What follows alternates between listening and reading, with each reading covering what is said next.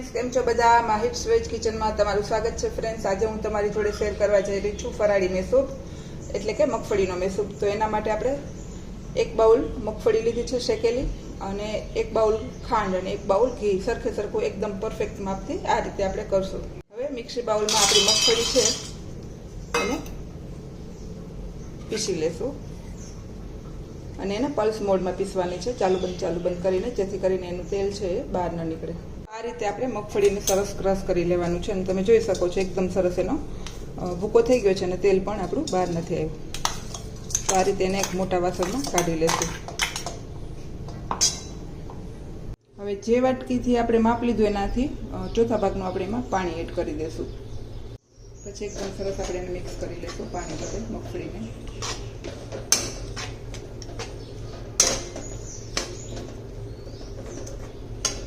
અને હવે આપણે ખાંડ એડ કરી દઈશું. અત્યારે મેં ગેસ બંધ રાખ્યો છે, અત્યારે ખાલી આપણે મિક્સ કરશું. અને હવે આપણે ઘી પણ એડ કરી દઈશું.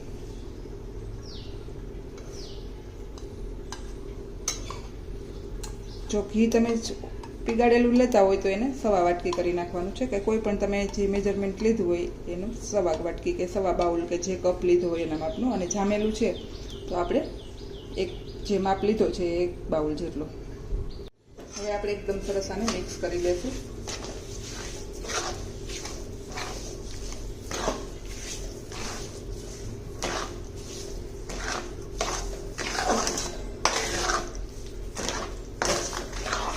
અને ધીમાથી મીડિયમ ગેસ પર આને સતત આપણે હલાવતા રહીશું.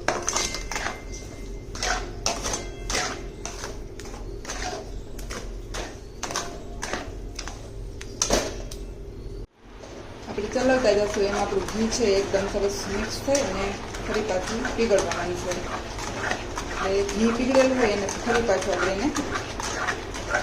અંદર જવા દેવાનું છે, જેથી કરીને એકદમ સરસ ફ્લફી થઈ જશે. સતત એક જ ડાયરેક્શનમાં એને હલાવતા રહેવાનું છે. જેનાથી બી મેસૂબ ન બનતો હોય આ માપથી કરશો તો પહેલી જ વારમાં તમારો મેસૂબ છે એકદમ જાળીદાર, પરફેક્ટ અને સ્વેદવાળો બનશે. તો આ રીતે આપણે સતત હલાવતા રહીશું. તમે જોઈ શકો છો આપણું ઘી એકદમ સરસ મિક્સ થઈ ગયું છે, અને સાઈડમાંથી એ થોડીક હવે જાળી પડવા માંડી છે. તો આ રીતે એક જ ડાયરેક્શનમાં આપણે હલાવતું રહેવાનું છે, અને એકદમ બધું ફ્લફી થાય ત્યાં સુધી એને પકવતા રહેવાનું છે.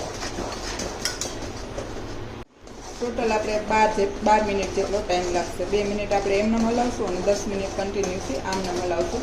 એટલે 12 મિનિટમાં આપણો મેસૂબ છે એ પરફેક્ટ એકદમ સરસ રેડી થઈ જશે. તમે જોઈ શકો છો આપણું મિશ્રણ છે એકદમ સરસ ફૂલી અને કેટલું ઊંચું આવી ગયું છે. તો આ રીતે એકદમ ફ્લફી થઈ જાય પછી પણ આપણે એને 7 મિનિટ જેટલું શેકી લઈશું. 5 મિનિટ થશે એટલે તમે આપોઆપ આટલું ફ્લફી થઈ જશે. હવે તમે જોઈ શકો છો આપણું મિશ્રણ છે એકદમ જાડી જેવું દેખાય છે, અને એમાં સરસ કલર પણ આવી ગયો છે. તો હવે આપણે એને નીચે ઉતારી લઈશું અને આપણે એક વાસણમાં ઠલવી દઈશું. આ રીતનું વાસણમાંથી ઘી છૂટું પડી જાય અને આવું ડાર્ક થઈ જાય એટલે હવે આપણે વાસણમાં લઈ લઈશું. આ રીતે એને વાસણમાં ઠલવી લઈશું.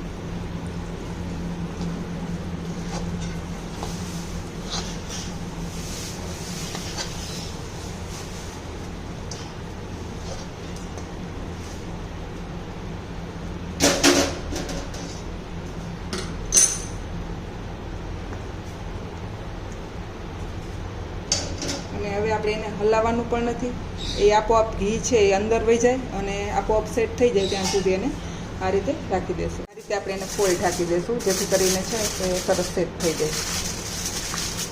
અને આને આમને રહેવા દઈશું. 10 મિનિટ થઈ જાય એટલે આપણે એને ખોલી અને એને કાપા પાડી લઈશું. અને તમે જોઈ શકો છો ઘી આપણું બધું અંદર વહી ગયું છે અને એકદમ સરસ જાળીદાર બન્યા છે. તો હવે આપણે થોડુંક ગરમ હોય ત્યાં જ આપણે એને કાપા પાડી લઈશું. તો આ રીતે આપણે બંને બાજુ આડા ઊભા કાપા પાડી લઈશું. પાછું એને આપણે અડધી કલાક એમને રહેવા દઈશું. તો ફ્રેન્ડ્સ, અડધી કલાક પછી મેં આ રીતે પીસ કરી અને બહાર લઈ લીધા છે, અને એકદમ આપણો મેસૂબ છે એ સરસ 3 કલરનો, અને ઉપરથી તમે જોઈ શકો છો જાળીદાર. તો ફ્રેન્ડ્સ, આ રેસીપી તમને પસંદ આવે તો લાઈક કરજો, શેર કરજો અને સબસ્ક્રાઈબ કરવાનું ભૂલતા નહીં. Thank you, by.